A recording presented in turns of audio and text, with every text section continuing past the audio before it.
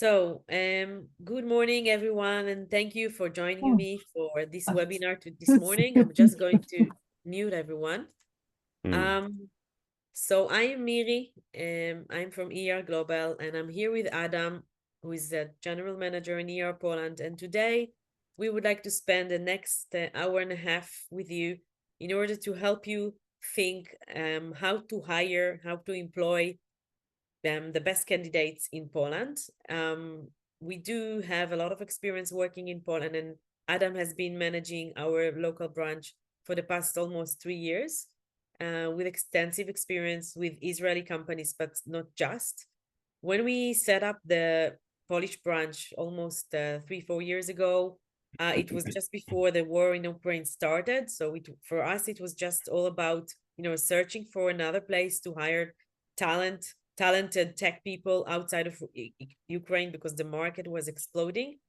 But obviously, the war in Ukraine and the war in Israel changed a lot of things. And it is becoming clear, more and more clear, that Israeli companies are looking not just in tech for another hub, which would make more sense to create, more value, more places, and more employment opportunities in East Europe.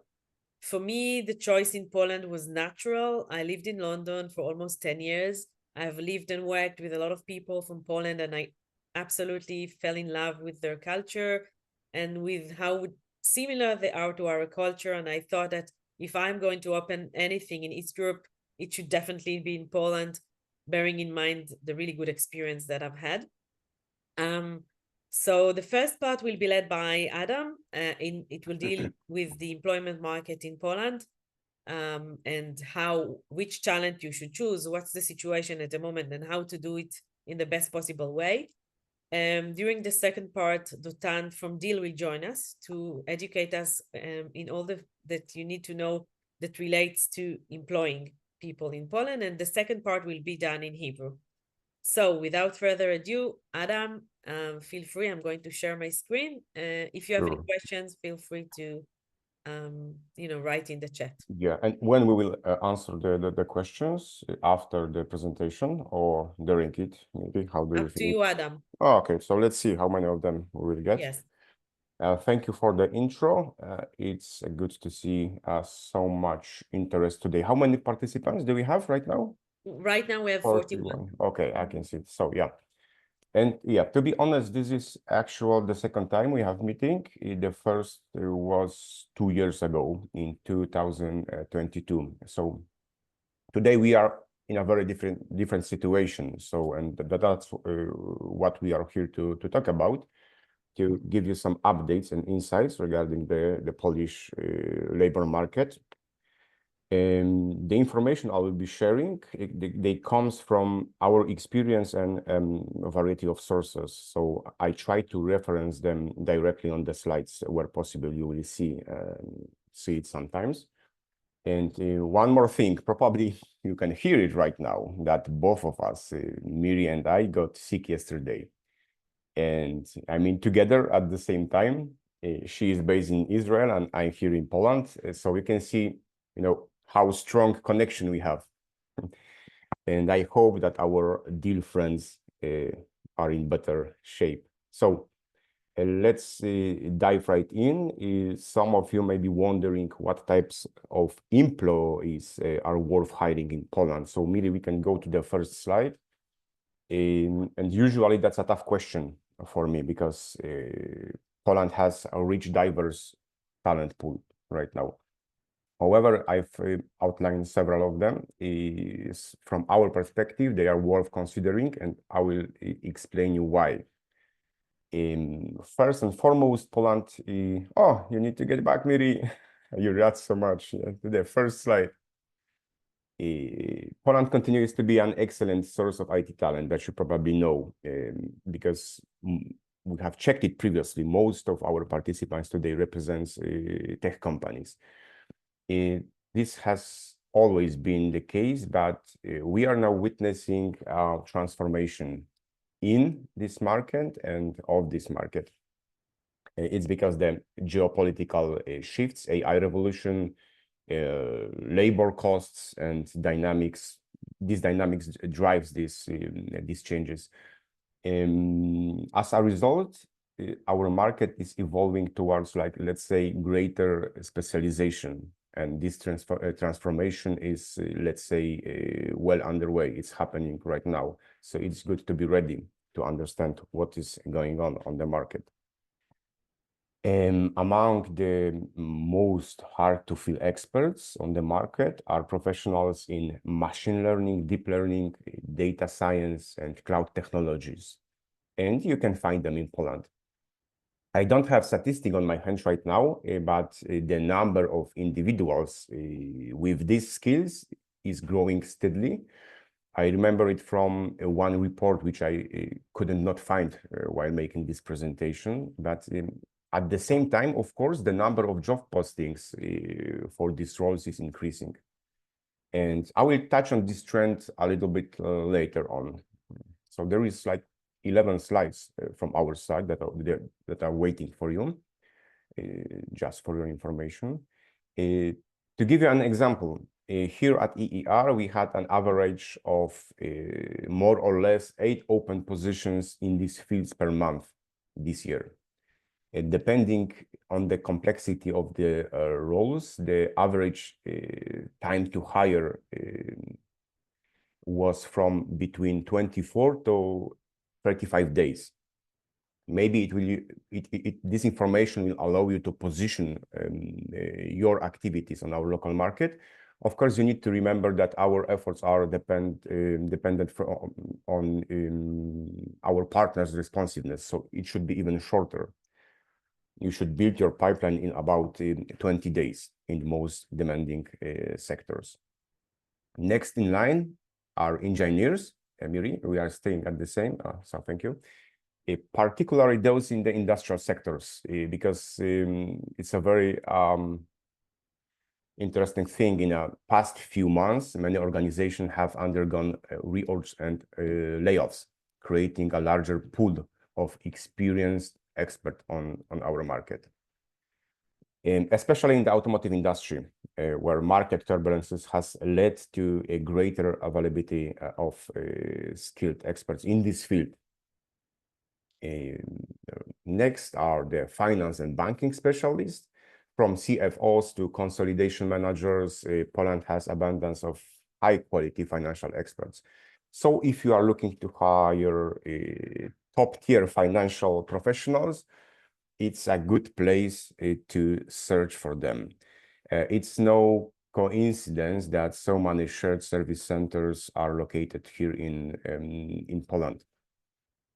Right now, we run like 4 recruitment processes for our clients.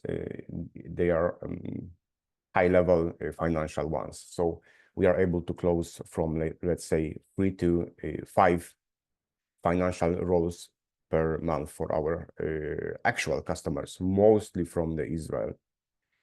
And now is a few words about HR. The HR sector hasn't been immune to the challenges of the market turbulences. It's also correlated to the IT industry. You can see the same schema in IT industry. A few weeks ago, I led a training session where we compared the number of HR postings this year versus the previous one.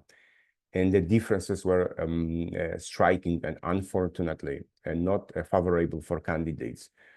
And so the number of open jobs for HR people dropped a lot.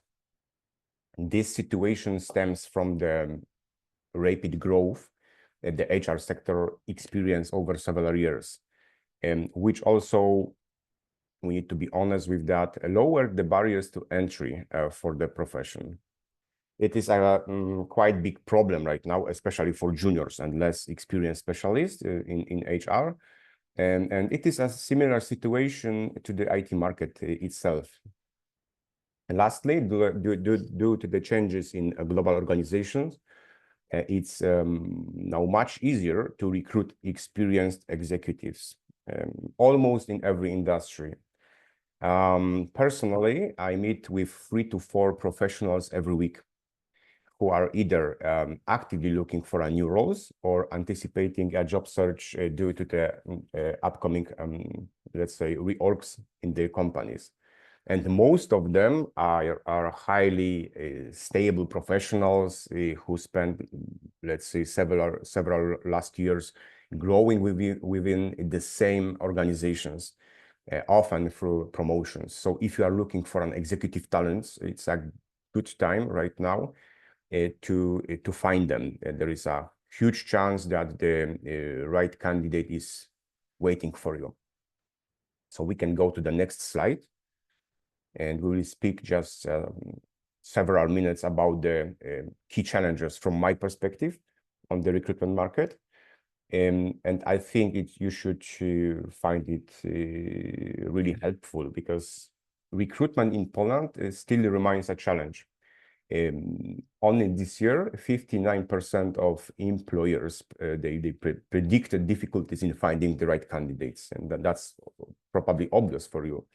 That naturally, the more complex and demanding role is, the harder it becomes to fill, and leaving very little room for mistakes in the hiring process.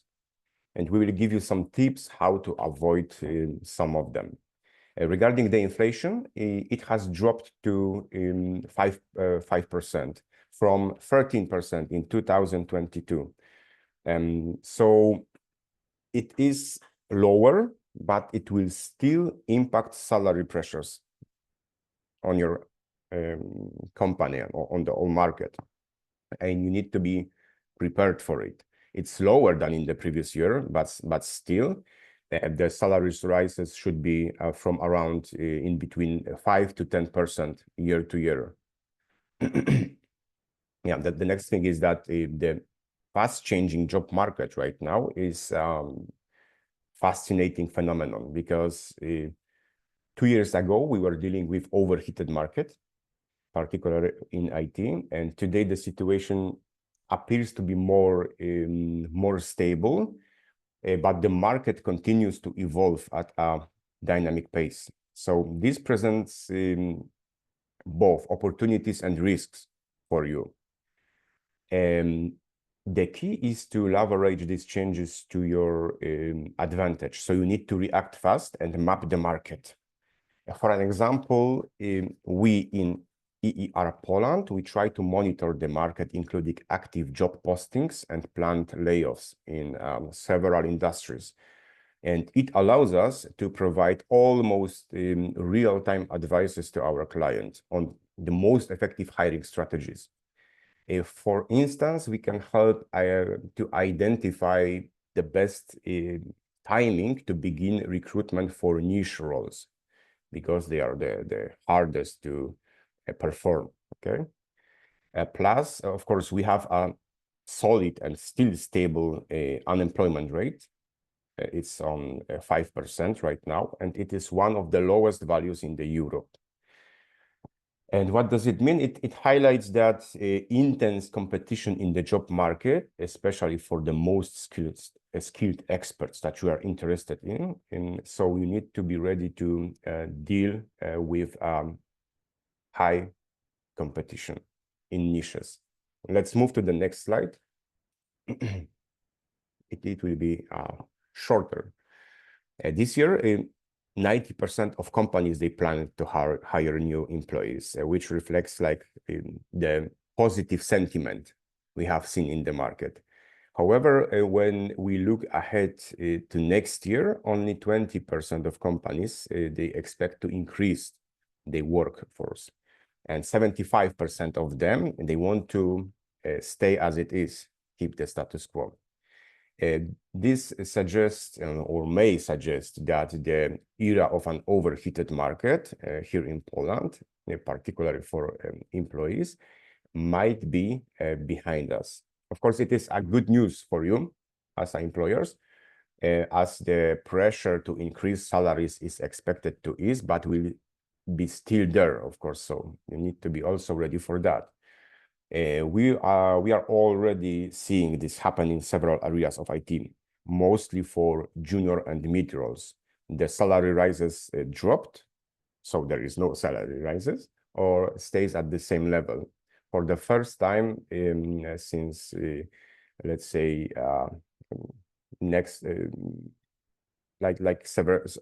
several years. for the first time in the past 5 years. Yes, next slide, we will talk about recruitment trends. And let's start from the basics in some obviousnesses. If you are focusing on active candidates, you will use job boards. So it's a clear thing for you. And of course, still the best solution is to use specialized targeted job boards. I will tell you about the details later on.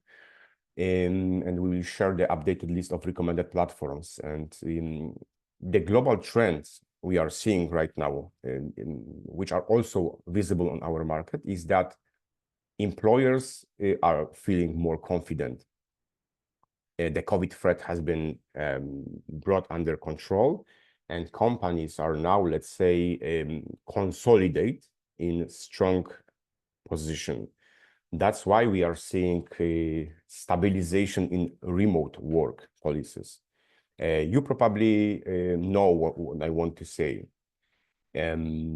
Fewer companies, something I will touch on briefly later, are offering fully remote work. From my perspective, the choice of collaboration mode is crucial right now if you want to hire experts. For IT ones, remote or hybrid work is a highly valuable benefit that can help you stand out against competitors. 2 years ago, it was some kind of standard. Right now, it's a huge benefit for seniors on the market, especially when they see the opposite trend. And regarding the payment models, it is evolving a little bit. The market is slowly moving toward a system where employers are primarily compensated for results rather than hours worked. While this concept is relatively new, it's worth considering as it could become a standard shortly. I know that it does not apply to every role, but still just start to think about it, because it may be a new trend in the industry. And the next thing, the next observation, more Polish companies are recognizing the potential of international labor market. This means that you will compete with Polish companies globally for the same people more frequently. But on the flip side, it's also an opportunity because more and more experts will have an experience in working in an international environment. So it is usually something you are looking for here in Poland while searching. Regarding the employer branding, I will dive into this more in a few minutes, but for now, it's important to recognize that it's an essential, let's say, essential part of your recruitment strategy. So let's move forward. Cultural differences, it's really something interesting because I have had the opportunity to get to know my Israeli partners very well. And while we share many commonalities, there are also a few differences worth noting. I will tell mostly about one most useful for you as inter-alia recruiters. Perhaps the most important difference lies in the initial approach to build relationships and conducting business. Of course, I'm not speaking about the entire populations. Both countries have diverse individuals. That's obvious for me. But based on my experience with clients and candidates, we often hear that Poles tend to keep a greater distance at the beginning of relationships. And it isn't a sign of inflexibility. It's really important to understand this part. So don't be misled. It's just a cultural nuance that's important to understand if you want to hire effectively. That's why it's crucial to avoid judging cultural or personality fit too early in the process, okay? So there is a good chance that you might overlook truly excellent candidates before giving them a chance to showcase their abilities. And what I wanted to say is that it is important to understand this part when planning the recruitment process. For example, keep the so-called cultural fit part at the end of it, end of the recruitment process, when you and the candidate will have a chance to get to know each other. Keep in mind that IT experts, especially in those fields like AI, tend to be selective. That's obvious. I will tell you why later. That's probably not news to you. But when searching for niche talent in the market, remember that you also need to interest the candidate.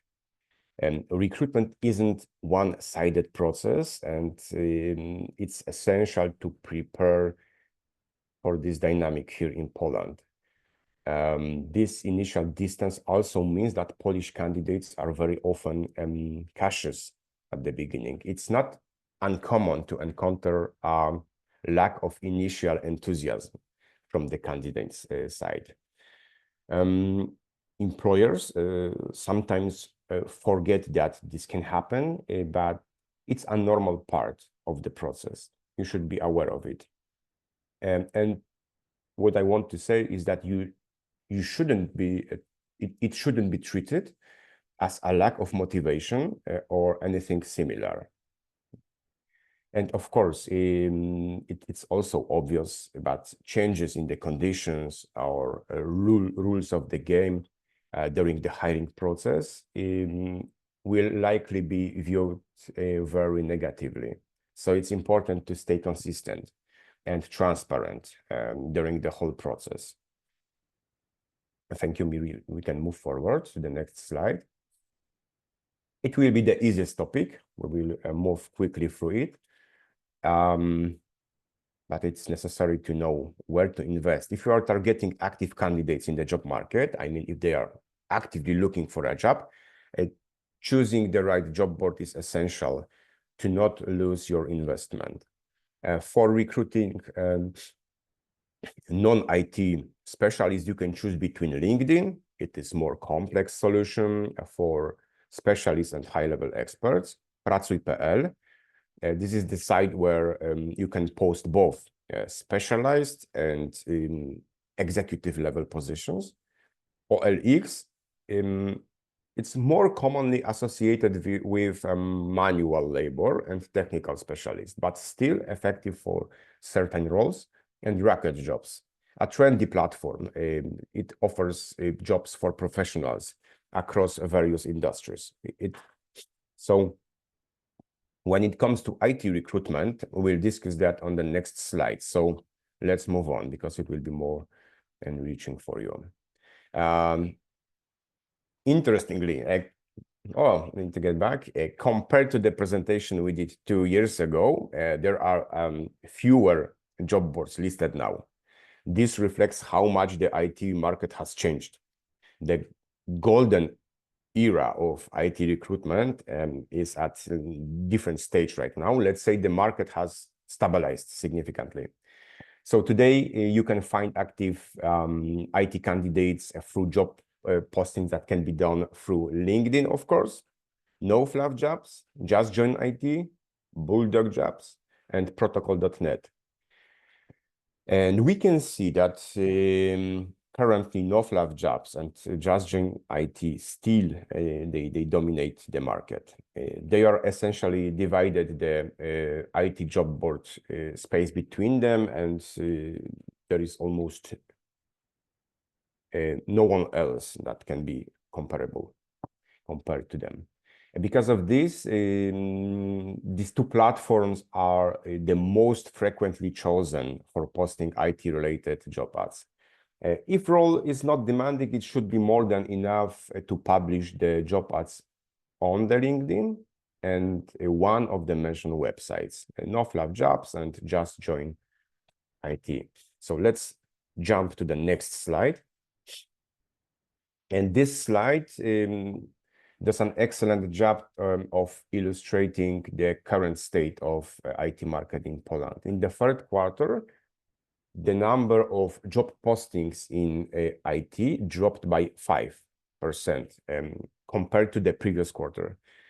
However, the AI sector, it's in a completely different place. It's a completely different story. The number of job postings in this field increased by over 45%. Of course, just to be clear, they were also included into IT jobs. This shows us how strong the demand is. And I'm sure that many of you are noticing similar trends in your organizations, not only in Poland and on Polish market. And regarding the trends in remote work, we talked earlier about the trends of returning to the office, and take a look at the difference in the number of remote jobs postings between 2024 and 2022. Of course, 2022 was an exceptional year, but the decline in remote jobs opportunities is still noticeable. We can still see the same trend. Here is a small piece of advice to you. If you are looking to hire senior level professionals, keep in mind that they are still dictating the terms in this area. They are the masters of the situation. Most seniors expect fully remote work, or at most to visit the office no more than twice a week. It is also related to their well-being, which I will explain soon. The form of cooperation, the B2B contracts, remain the most popular form in IT sector, of course, primarily for tax reasons. The higher the employee's salary, the more money they can get to keep in their pocket. And following this logic, seniors will almost always prefer B2B contracts for their employment. And regarding the salary expectations, it may be obvious to you, but sometimes it may be tricky when someone asks for 2,000K net. While speaking about the B2B contract, that means it is the net value of the invoice without taxation, VAT taxation. Once we had this situation when we had to rescue the recruitment process, when candidate and client misunderstood this. The client thought that the net value of the invoice was the same as the net value when hiring via an employment contract. So they expected that it will be much higher. So they thought that the costs will be larger, and that is why they rejected several candidates before our cooperation. So when we are working with the clients, we try to always emphasize these nuances. They might seem minor, but they can make a critical difference when it comes to successfully hiring experts on our market. So let's move to the next slide. Yes, how to conduct with a local headhunting company, something from our field. It is important for me personally, for obvious reasons, and it's a vast topic. But based on our experience, I will share the most critical tips. First and foremost, be as specific as it possible while working with a headhunting company here, and clearly outline the competencies to be verified, must-have requirements, and nice-to-haves. It's also helpful to define a budget for the role. At EER Poland, we start with standardized kickoff session where we gather all of the necessary details. However, some providers may only ask you for a job descriptions and consider that enough. Usually it's not. Try to set communication schedules. Establish a communication schedule upfront, and understand that if you are a client and you expect a plug-and-play solution from your partner, usually it is essential to maintain clear communication channels with everyone who is involved in the process. And this communication needs to be active because the feedbacks are the core of the recruitment process, every recruitment process, internal and external. When you cooperate with someone outside of your company, with some kind of supplier, it's even more crucial than usual. This brings me to the next point. Ensure that the hiring manager is actively involved. Their perspective is also crucial, and the HR may not always have all of the answers regarding the technical aspects or job responsibilities. Sometimes the hiring managers has different vision for the role, and it can lead us to create bottlenecks between the recruiter and the headhunting company. And as you know, the more complex the project is, the more nuances it has. And there is a lot of space for misunderstandings, and it can be easily avoided. Here is something to consider. Is your headhunting company and headhunter involved in cooperating with your project, actively recruiting? It makes sense strange, but it can make a big difference. So if you have ever recruited for a complex position, you will know what I mean. I mean, conducting interviews is just the tip of the iceberg. The real challenge lies in finding the right candidates, contacting them, convincing them to consider the offer, and also being prepared for rejection from the candidate side. And now imagine managing 10 equally demanding projects simultaneously. So it is obvious for me that clients naturally expect more from their providers. They are the professionals after all, but many headhunters handle the entire process alone, managing from 10 to 15 clients at the same time. We approach things a little bit different.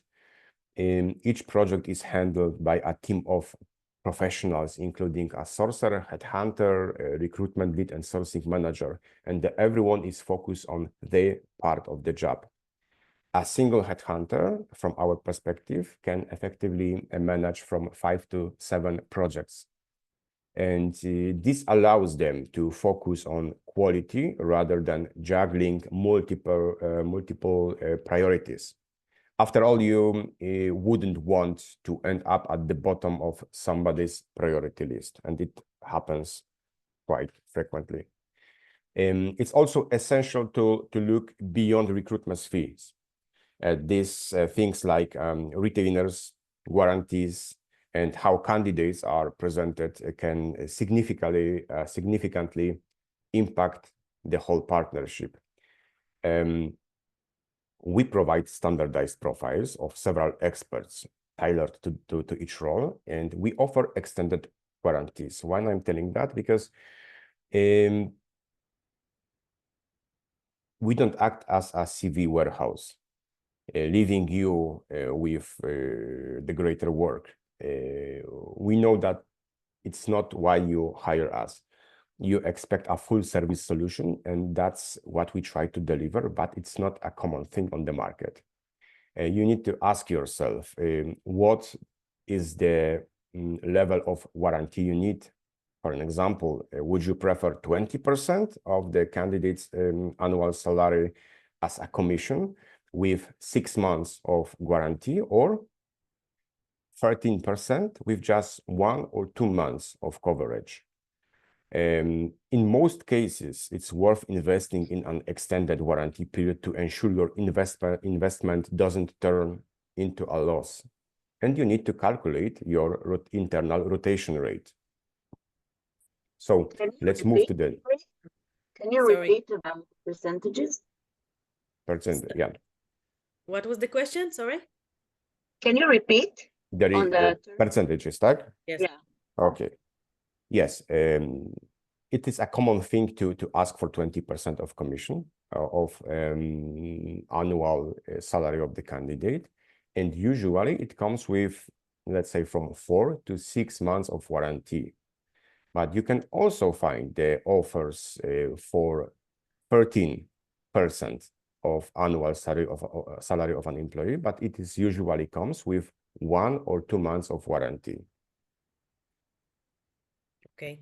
And one more thing I would like to add, Adam, is it's very important as an Israeli company to choose a company that has global exposure, some global experience, and perhaps knows Israeli companies, because it does help when the company understand the Israeli culture and also understand the local culture. I think the mixture that we have, it allows us to better understand the candidate from one side and you on the other side. So that's also very important.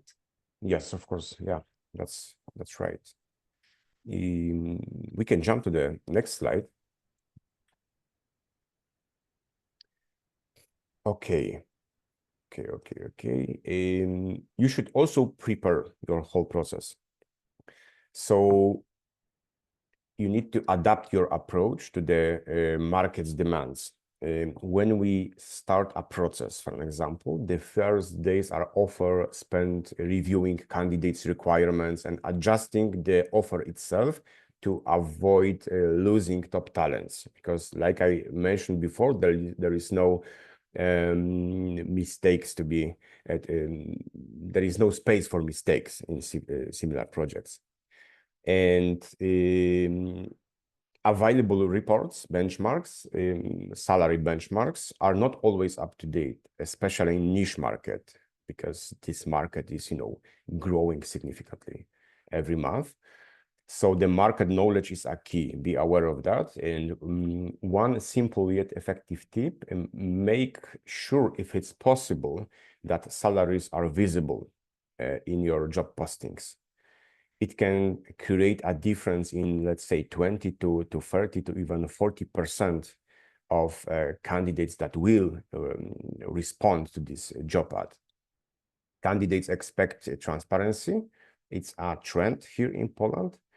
And they don't want to waste their time discovering later that the pay is too low. So you don't need necessarily to offer the highest salary on the market, but offering below market rates is a surefire way to discourage candidates, especially if you need someone from niche, of course. If you want to support your efforts by working with a headhunting firm, choose one or two.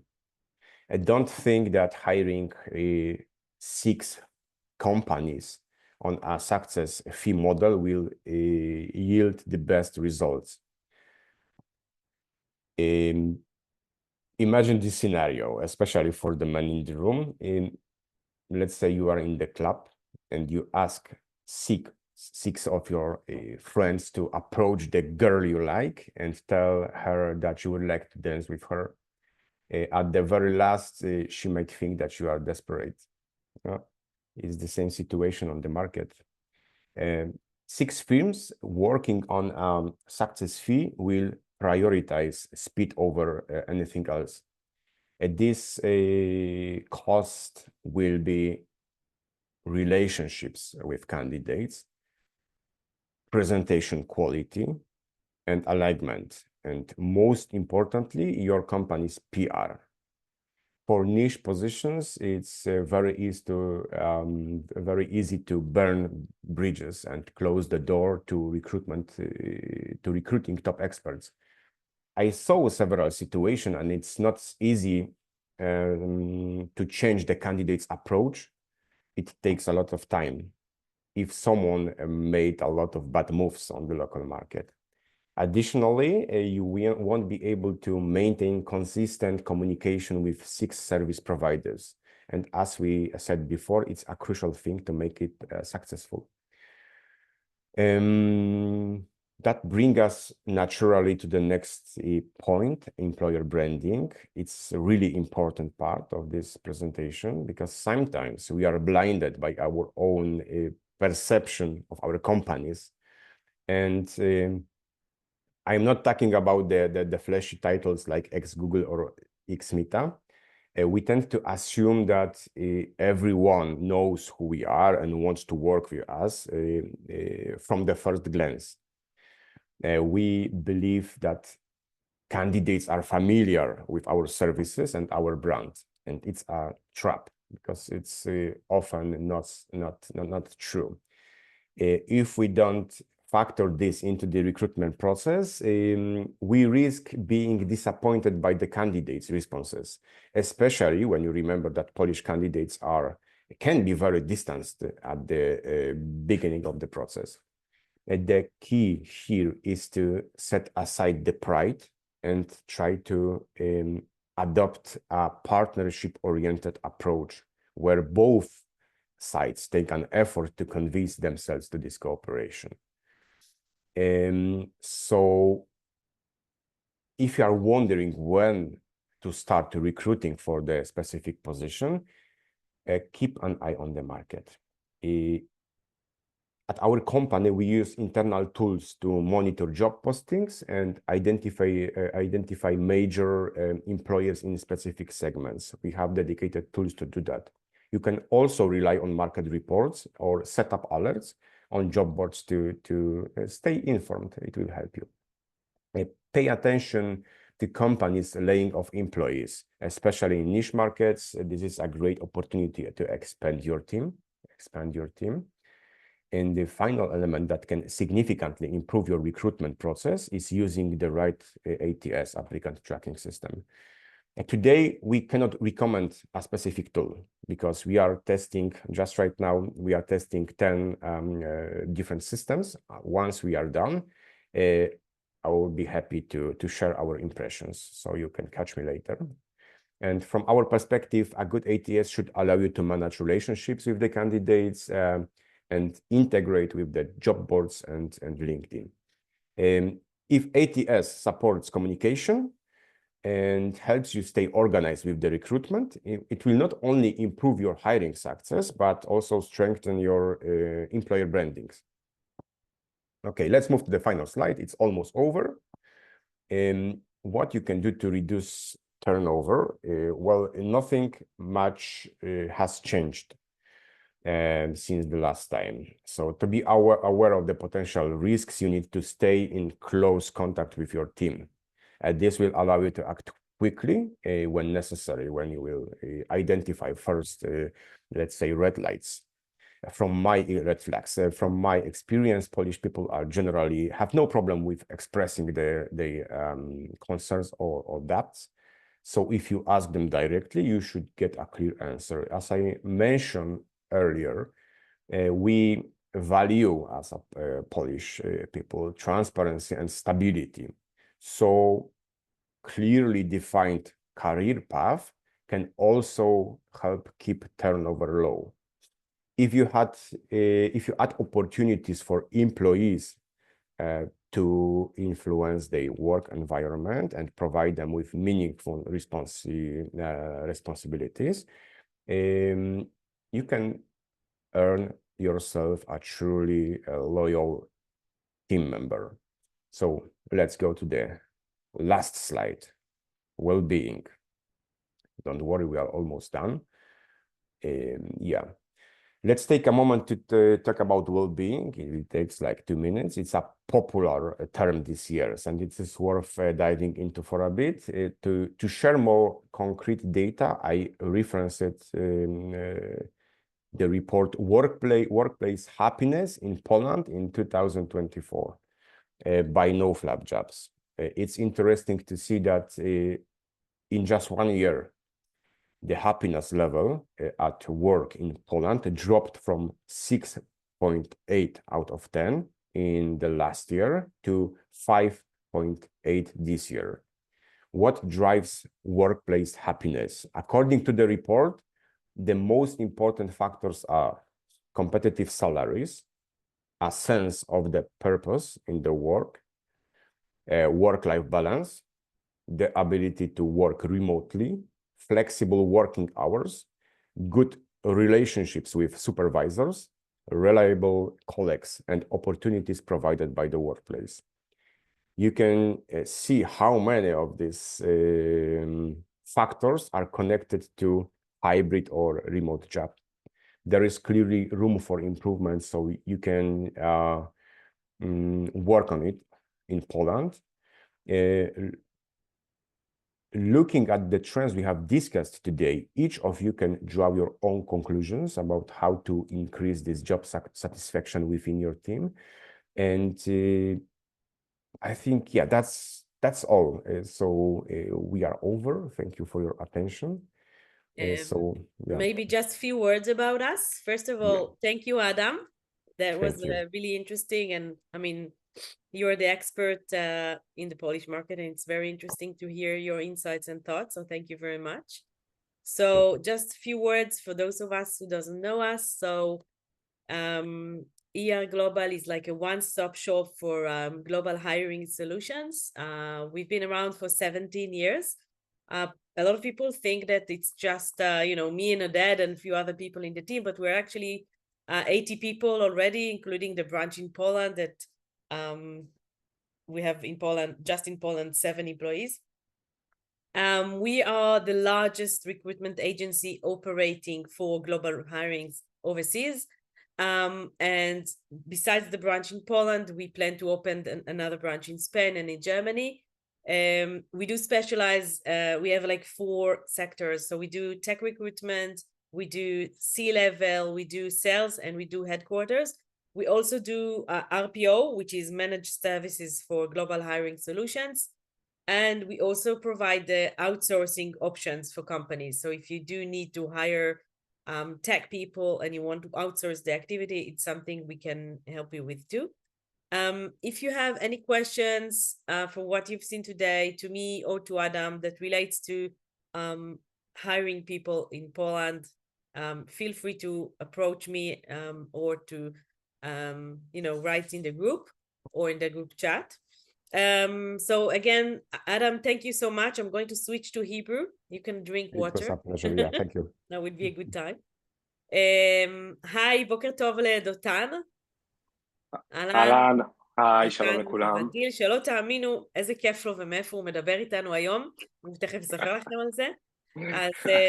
אז דותן יבלה איתנו את מה שנשאר מהשעה הקרובה, ולספר לנו איך בעצם כדאי להעסיק. יש כל מיני אפשרויות. אדם כבר קצת סיפר לכם שהפולנים מעדיפים את מה שנקרא B2B contract, כי פשוט נשאר להם יותר כסף בכיס בסוף היום, וזה באמת במיוחד בטכנולוגיה משהו שמועדף על כולם.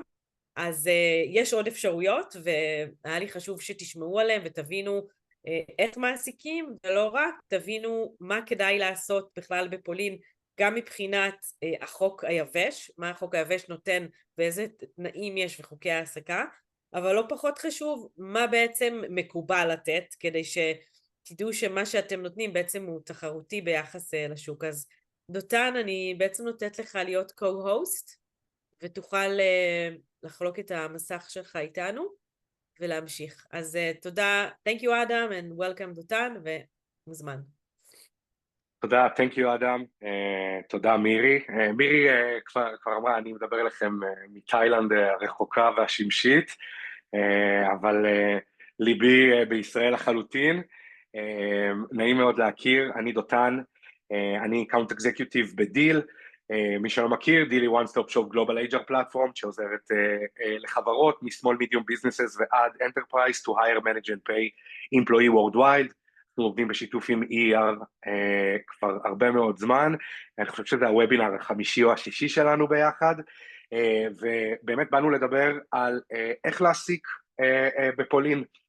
אז ברשותכם אני אשתף, זה לא יהיה ארוך, זה יהיה מאוד אינפורמטיבי, כמובן בסיום כל שאלה שתרצו אני אשמח לענות, וכבר אנחנו נשתף, תגידו לי מירי אם רואים הכל והכל בסדר, בואי נראה. מעולה, רק עוד שנייה. אחלה, מדהים. טוב, אז התכנסנו כדי לדבר בעצם על העסקה בפולין, ואנחנו בעצם נדבר על כמה דרכים שיש לנו. קודם כל נעשה מין country overview, כלומר על הדברים הבסיסיים שהם מנדטורי בפולין, וקצת על העסקה שם.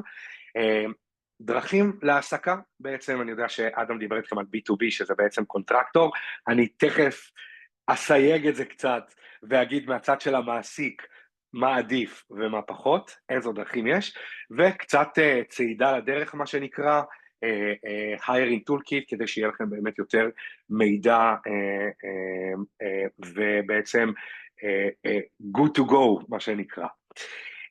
אז ככה, בפולין, שידידה מאוד טובה של ישראל, המטבע הרשמי הוא פוליש זלוטי, נהוג לשלם בפוליש זלוטי, אך יש גם קונטרקטורים שמעדיפים לקבל בדולר, זה תלוי, וזה תלוי בהעסקה שלכם, אנחנו כבר נדבר על זה.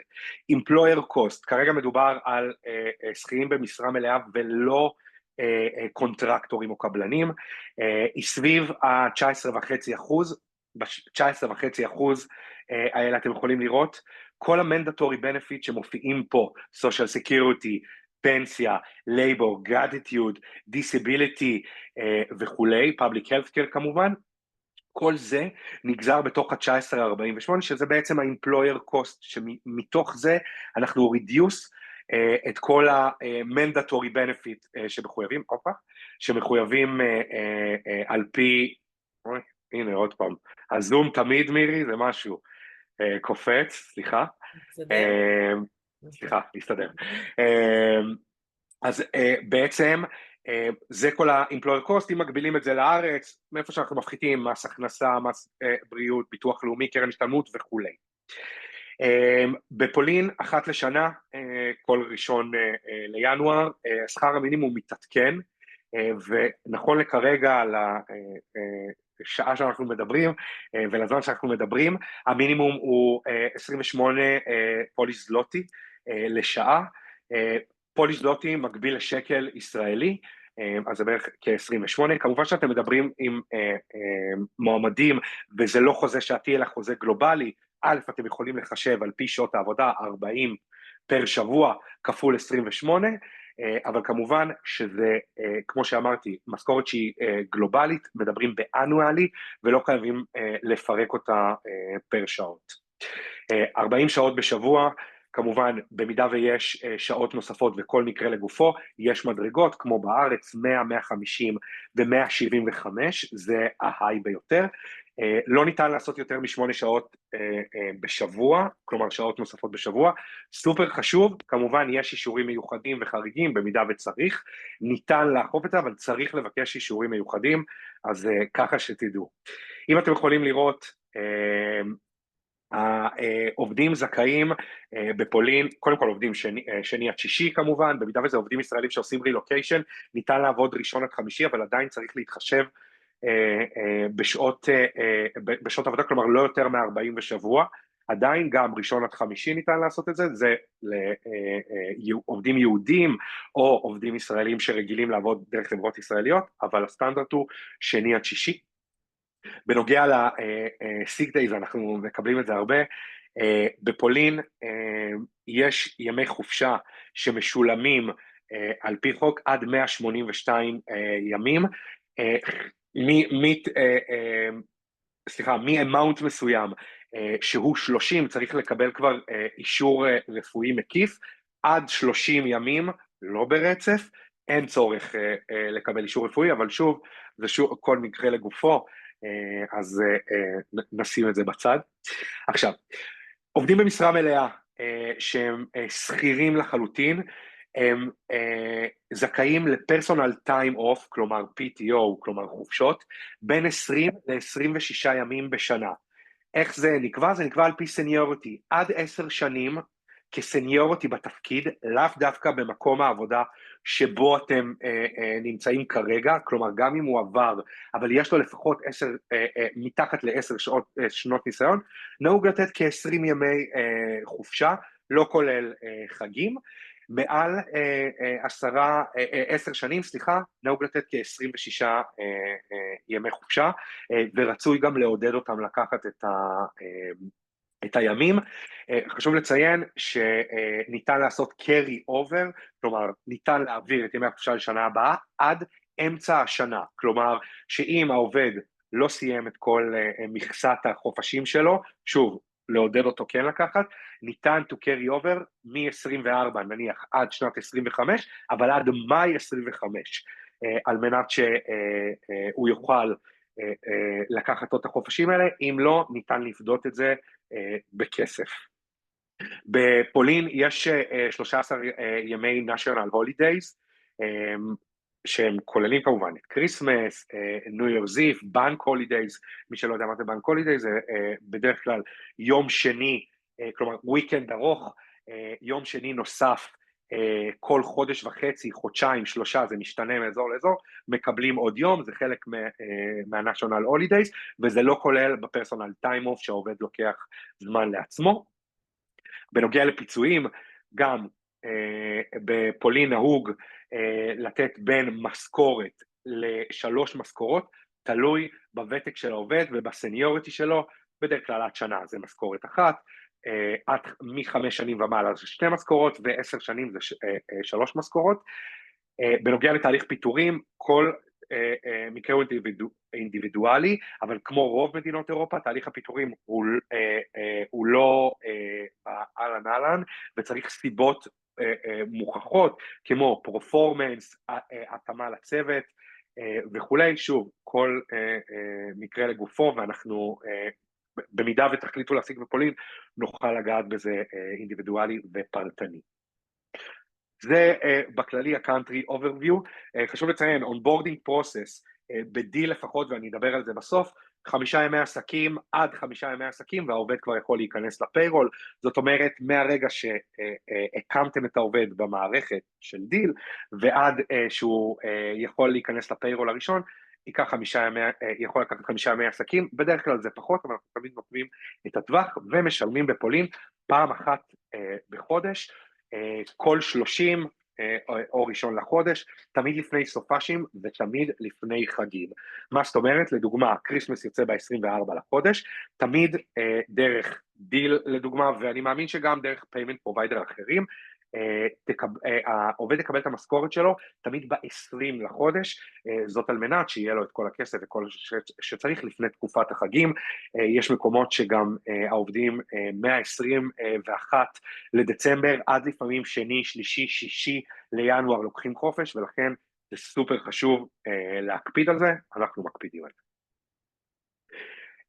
דרכים להשיג בפולין, אז בגדול יש 3 דרכים עיקריות להשיג בפולין. הדרך הראשונה זה תחת האנטיטי שלכם, כלומר להקים ישות משפטית, לנהל שם פיירול, לקחת אולי פיימנט פרוביידר שיעזור לכם עם זה, אבל לחלוטין זאת אומרת שהחוזה וכל ה-liabilities הם עליכם, אתם אחראים על העובד ישירות. המודל השני, זה מודל שנקרא EOR, Employer of Record, ואנחנו כבר נדבר עליו, והמודל השלישי זה Independent Contractor, מה שאדם אמר B2B, ואנחנו גם נדבר עליו וקצת על הסיכונים שם.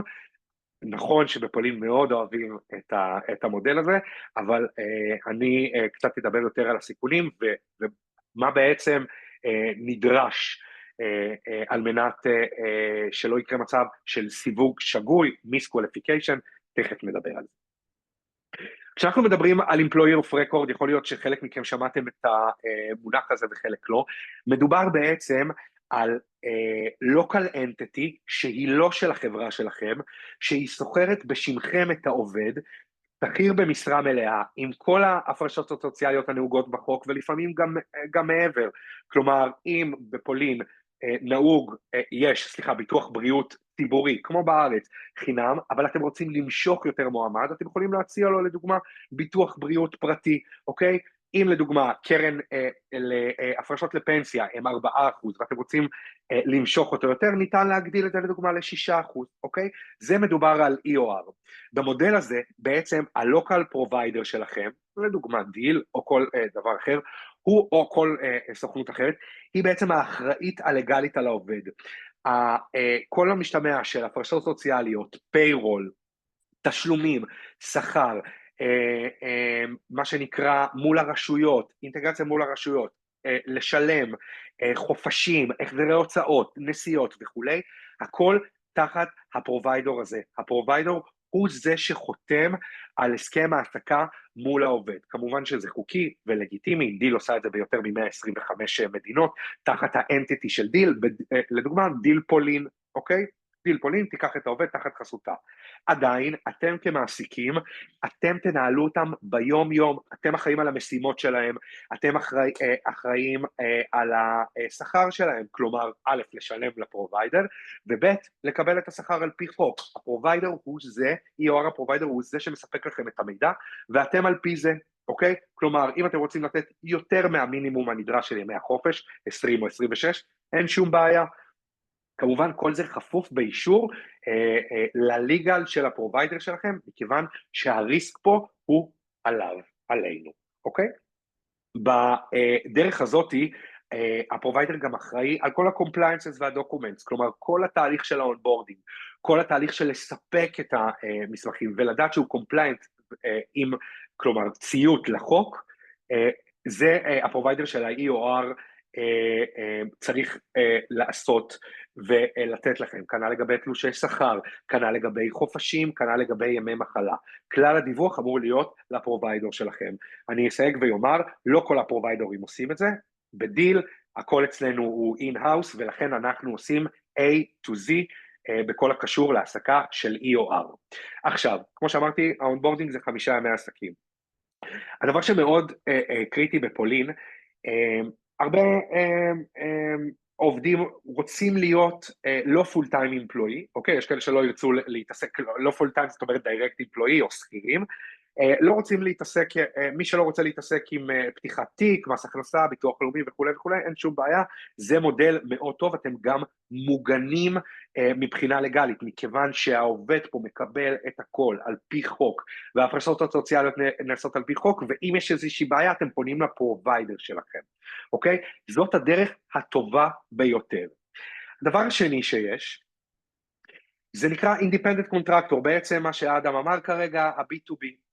Independent Contractor זאת אומרת שאינדיבידואלי הוא פרילנס, אוקיי? לחלוטין, הוא יכול להיות ספק שלכם, הוא יכול להיות ספק של המון חברות, אוקיי? והעניין הוא שזה יכול ליצור דבר שנקרא misqualification, מה זאת אומרת? סיווג שגוי, לדוגמה. אם העובד הוא בחוזה קונטרקטור, הוא העדיף את זה, אוקיי? הוא העדיף את זה לחלוטין כי מה שלו הוא הרבה יותר מופחת, והוא מה שנקרא הטייק הום שלו, הנטו שלו הוא הרבה יותר גבוה, אתם כמעסיקים, אוקיי? וזה סופר חשוב, נחשפים פה הרבה יותר מבחינה לגלית, אוקיי? לתביעות עתידיות ולסיווג שהעובד בעצם הוא לא קונטרקטור, אלא עובד שכיר לחלוטין. איך זה קורה? העובד מקבל מכם חוזה שאתם ניסחתם עם עורך דין, ניסחתם לבד וכולי, בחוזה הזה כתוב שעות עבודה, כתוב חופשים, כתוב משימות, הוא אינטגרציה לחלוטין לכל המערכות שלכם, לא רק המערכות שהוא צריך לעבוד איתן, כי זה בסדר, אבל המערכות של Slack, וסתם לדוגמה, אם יש לכם מערכת HRIS כלשהי, ו-announcement, ואתם נותנים לו מתנות בחגים וכולי וכולי, יש סיכוי, לא קטן מאוד, ואם אתם יכולים לראות פה, בפולנד יש סיכוי גבוה, שתוך חצי שנה, שנה וחצי, שנתיים, וגם אם העובד הוא איתכם הרבה זמן, 10 שנים, יכול להיות שבית המשפט, במידה והעובד מחליט להגיע למצב של תביעה, כי לא שילמו לו משהו, הוא נפצע בעבודה, הרי אין ביטוח, הוא אינדיפנדנט קונטרקטור, וכולי וכולי, יכול להיות מצב שבית המשפט, וזה ב-99% מהמקרים ולא רק בפולין, אלא ברוב המדינות גם בארץ, בית המשפט יחליט שהעובד, בגלל כל הקריטריונים האלה, אוקיי? הוא מסווג כעובד לחלוטין, גם אם הוא היה בחוזה קונטרקטור, ואז אתם פה נחשפים להמון תשלומים מיותרים, שהם פחות נעימים. איך זה יכול לקרות? לדוגמה, אתם שולטים על כל דבר מבחינת הפרפורמנס שלו, אתם שולטים על כל דבר מבחינת העצמאות שלו, הוא צריך לבקש מכם חופש, הוא צריך להגיש לכם ימי מחלה, הוא לא רק מכריז שהוא היום לא עובד, אלא הוא בפועל אתם מבקשים ממנו דוקטור נוט, וכולי וכולי וכולי. הדבר הזה הוא בסיכון מאוד גבוה. זה יכול לקרות אחרי שנה, זה יכול לקרות גם אחרי 6 שנים, ולכן זה חשוב מאוד לדעת בדיוק מה העבודה של הקונטרקטור, אוקיי? אם עובד, אני יכול לתת לכם דוגמה דווקא לא מזמן, עובד שהוא אינדיפנדנט קונטרקטור לחלוטין, ובחוזה שלו רשום שהוא entitled to 20 PTO, אוקיי? עצם העובדה שרשום שם שהוא זכאי לימי חופש והוא צריך לבקש מזה אישור, כבר הסיווג שלו הופך להיות שאולי הוא שכיר דווקא, אוקיי? כנ"ל לגבי חשבוניות, כנ"ל לגבי wages, כנ"ל לגבי benefit שאתם רוצים לתת לו, הכל, אוקיי? מה שחשוב עם העניין הזה, א', החוק הפולני יכול לתת לכם קנסות על העניין הזה, אוקיי? כלומר, בית המשפט, ה-labor laws בפולין, יכול לקנוס את החברות, גם אם אין לכם entity, אוקיי? יכולים לקנוס אתכם שם, אני לא רוצה להפחיד אתכם, וגם כמובן אתם חשופים לתביעה מבחינה של העובד. לכן, יש 2 פתרונות לדברים האלה של אינדיפנדנט קונטרקטור. אחד, זה ביטוח. דיל לדוגמה, מציעה ביטוח הגנה מפני תביעות, עד $25,000, אוקיי? כלומר שאתם יכולים להיות מכוסים, ו$25,000 זה סכום יפה בשביל פולין, אתם יכולים גם את זה. עוד מוצר נקרא בעצם, כמו שיש EOR, Employer of Record, יש מוצר שנקרא COR. COR זה Contractor of Record, זה בעצם Local Entity, שהיא לא אתם, לוקחת גם פה תחת חסותה את הקונטרקטור, אוקיי? הוא עדיין קונטרקטור, הוא עדיין צריך לשלם את המיסים שלו לבד, ועדיין יש לו מס מופחת, ועדיין יהיה לו נטו הרבה יותר גבוה, אבל האחריות הלגלית שלכם מצטמצמת משמעותית, מכיוון שהפרוביידור שלכם, כמו ה-EOR פרוביידור שהיה, הוא זה שלוקח את האחריות על העובד, ולכן כבר הסיכון הוא פחות עליכם. זה משהו שאנחנו גם עושים, אני יודע שעוד חברות גם עושות את זה, אבל זה גם משהו שהוא יכול מאוד מאוד לעזור לכם, בהתחשב בזה שאם הקונטרקטור, אם העובד עדיין מעוניין להיות קונטרקטור ולא שכיר, ואתם רוצים להוריד סיכון ומינימייז ממש את הריסק של הביטוחים מפני תביעות.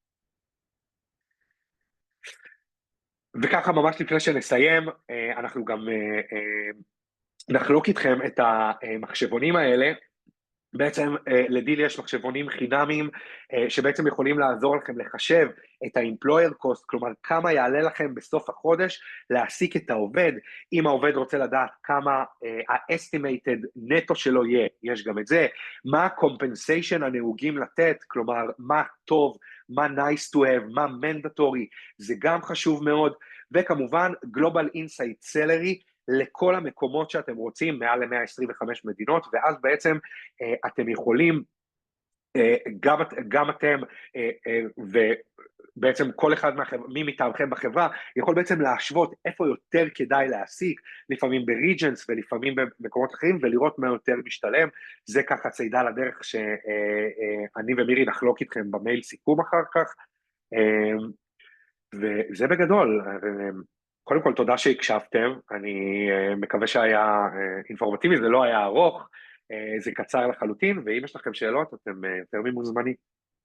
תודה רבה, דותן, קודם כל. בכיף. אז באמת, עכשיו זה יהיה זמן מעולה, אם מישהו רוצה לשאול, אני רואה שרותי שאלה, האם יש מגבלת זמן ל-EOR, קודם פספסתי את זה. תודה רבה, לא, אין מגבלת זמן ל-EOR בפולין, יש מדינות שספציפית כן יש מגבלת EOR בפולין. אוקיי. אם יש למישהו עוד שאלות על העסקה בפולין, זה יהיה זמן מעולה לשאול עכשיו. אוקיי. אז קודם כל, תודה רבה, דותן, היה קצר, אבל לעניין.